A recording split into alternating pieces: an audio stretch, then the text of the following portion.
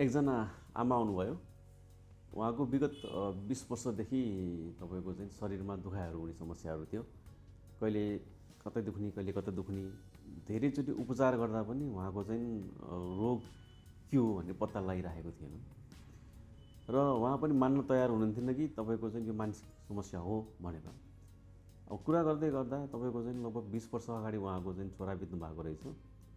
र त्यस पश्चात उहाँको ग्यास्ट्रिकको समस्याहरू देखिने, अनि कहिले कता दुख्ने समस्याहरू आउने र तपाईँको चाहिँ टेस्टहरू गर्दा सबै रिपोर्ट नर्मल आउने। यस्तो खालके चाहिँ बिरामी धेरैजना हुन्छन् जुन यताउता भड्किरहेका हुन्छन्, जसले गर्दा राम्रो उपचार पाइरहेको हुँदैन। तपाईँको चाहिँ सबै रिपोर्ट चाहिँ सबै नर्मल आउँछ, तर समस्या भने यथावतै रहन्छ र उपचार भने भइरहेको हुँदैन।